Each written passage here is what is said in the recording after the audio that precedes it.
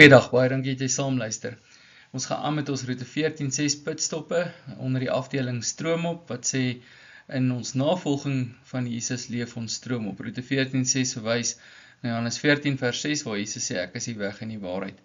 In hierdie weg waarop ons lewe, waarin ons hom volg, leef ons dan stroomop, met ander woorde teen die grein van die wêreld in, wat nie altyd 'n maklike pad is nie, maar 100% die moeite werd. Ons het dan gekyk na 'n paar punte daaronder. Ons is nie van hierdie wêreld nie, identiteit. Ons word nie gelyk met hierdie wêreld nie, want Jesus het ons nuut gemaak. Ons soek nie mense koninkryke nie, ons is gehoorsaam aan God bo enigiets anders. En dan vandag roete 14-6 is 'n smal weg. Ons moet dit altyd onthou, die weg na die verderf is breed en dit is maklik om op te loop. Die weg waar mense oorgee aan hulle self en aan hulle menslikheid en alles wat 'n mens wil hê. En doen en dink, selfs wat mense in hulle eie koppe opmaak oor die Here of self uitdink oor die Here. Maar die Here Jesus leer vir ons dat die weg waar ons hom volg, met ander woorde roete 14-6 lewe, is die smal weg.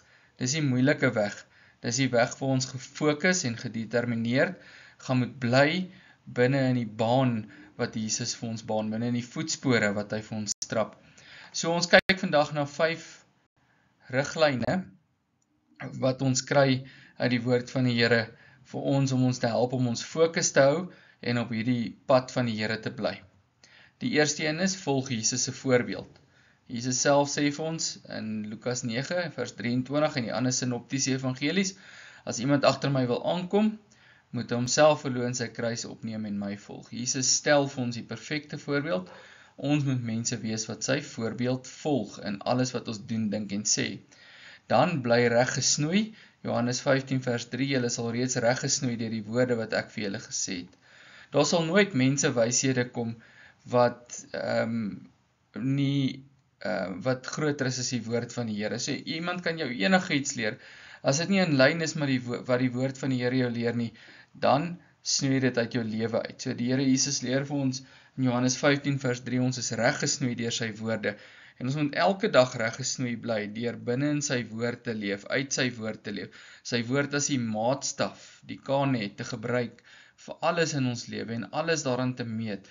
Hoe ons alles doen, ons werke, ons huwelike, ons huise, elke plek waar ons kom, meet ons alles teen die woord van die Here. So die woord van die Here is ook die padkaart van hierdie smal weg. En daarom, as ons daarby bly, sal ons nie van hierdie smal weg kan afgaan nie. Die derde een is, weerstaan die versoeking. Daar's baie afdraaipaadjies.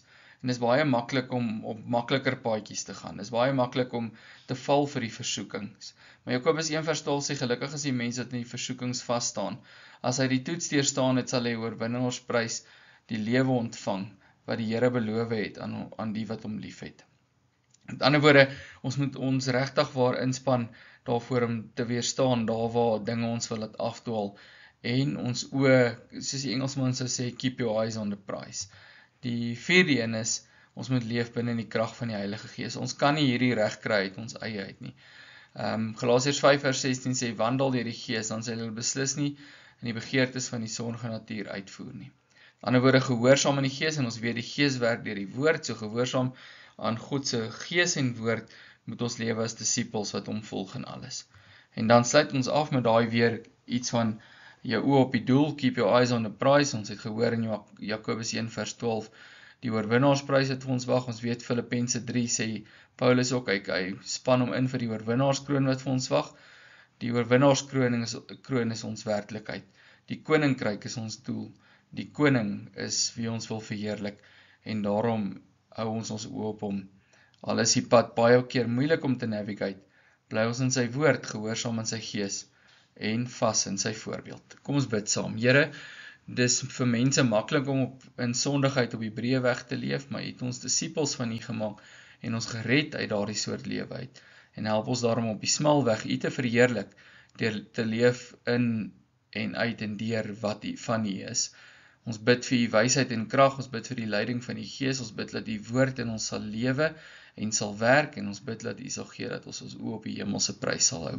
Ons bid dit van die Here in Jesus se naam. Amen.